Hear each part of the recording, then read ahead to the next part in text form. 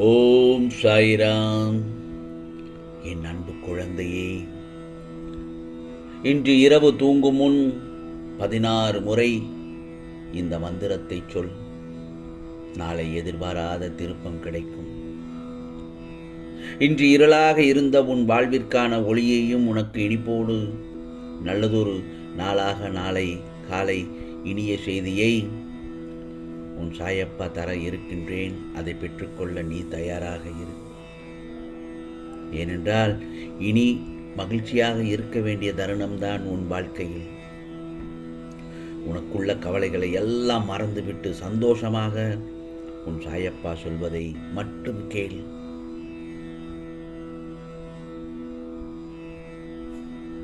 நீ பல நாட்களாக காத்திருந்து சோர்வு அடைந்து விட்டாய். நல்லது நடக்கும் என்ற நம்பிக்கையும் சற்று தளர்ந்து விட்டது. நிச்சயமாக நாளைய சிறப்பு தினத்தில், நாளைய காலை பொழுதில் நல்லது நடக்கப் போகிறது. பல இழப்புகள், உறவுகளிடத்தில் அவமரியாதை என நீ அனுபவித்த கஷ்டங்களை கூற வார்த்தைகளே இல்லை.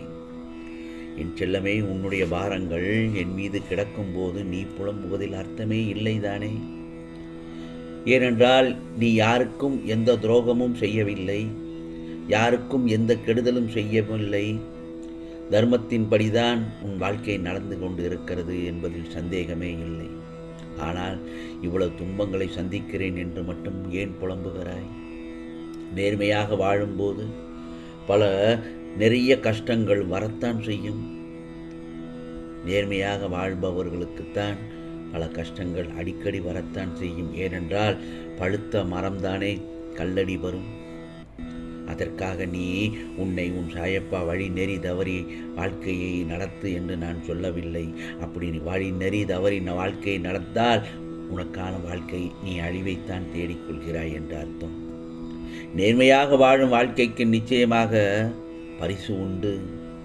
அந்த பரிசானது நிச்சயமாக நாளை நல்ல நாளில் உனக்கு கிடைக்கப் போகிறது. உன்னையும் உன் வாழ்க்கை தரத்தையும் அந்த பரிசு நல்லதொரு தரத்தில் உயரச் செய்யும். எனவே நேர்மையாக வாழ்வதை ஒருபோதும் கைவிடாதே.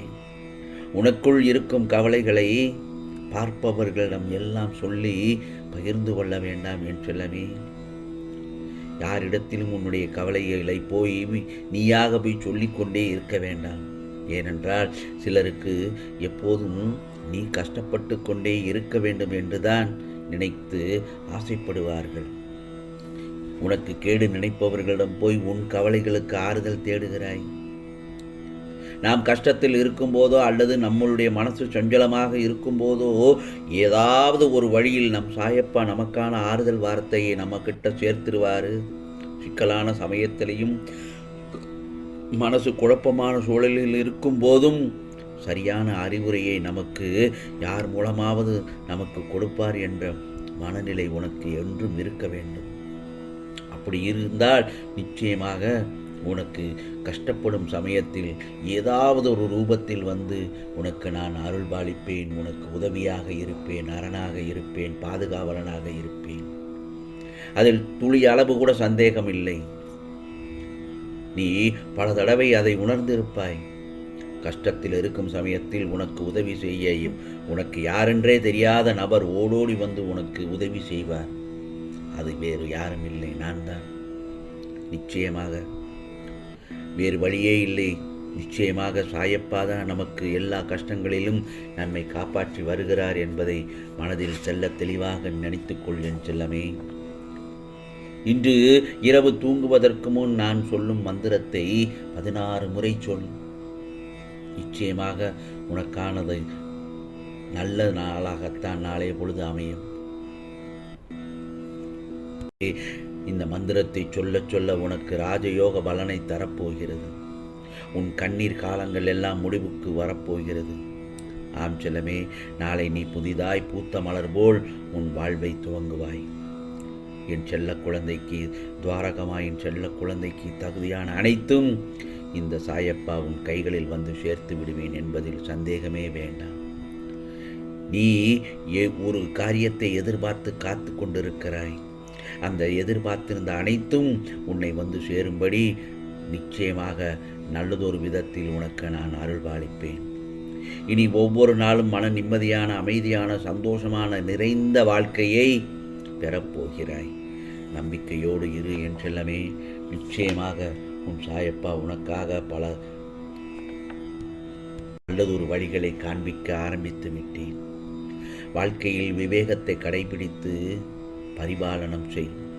தெய்வ பக்தியுடன் நீதிக்கு கட்டுப்பட்டு தியானம் மூலம் மனதை உடலின் மோகத்தின் மீதிருந்து திருப்பி சாயி சாயி என்று என்னை மட்டும் பிரார்த்தனை செய். காட்டு தீ போல் கொழுந்து விட்டெறியும் மனதை சாந்தமாக்கு. அதில் நான் உட்கார்ந்த பின்னரே எல்லாம் இதமாக மாறும். குழம்பிய மனதில் உன் சாயப்பா குடியிருப்பதில்லை. அவநம்பிக்கை உன் இதயத்திலிருந்து என்னை வெளியேற்றும் கருவியாக செயல்படுகிறது. ஆகவே நீ உடனடியாக உன் சாயப்பாவின் ஆலயத்திற்கு வா என் செல்லமே. என் நாமத்தை என்றும் ஓம் சாய்ராம் சாய்ராம் என்று பக்தியோடு உள்ளம் உருகி என் நாமத்தை சொல்லிக்கொண்டே இரு. வெறும் வார்த்தைகளால் என்னிடம் வேண்டுதல் செய். அவையெல்லாம் உன் பாவ கண்மாய்களை முடிவுக்கு கொண்டு வந்து விட்டும். ஆகவே இனி உன் வாழ்வில் துன்ப நிலை மாறி இன்ப நிலை அடையப் போகிறாய் என் செல்லமே. நீ பட்ட கஷ்டங்களை மறக்கத்தான் போகிறாய். வாழ்க்கையில் இன்பமாக தோன்றும் எதுவும் இன்பம் அல்ல.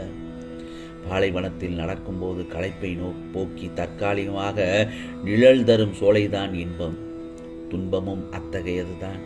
தற்காலிக நிகழ்வாக உன்னை கொடுமைப்படுத்துவது போன்றுதான் இருக்கும். சுகமும் துக்கமும் மனோபாவத்தை பொறுத்த விஷயங்கள்.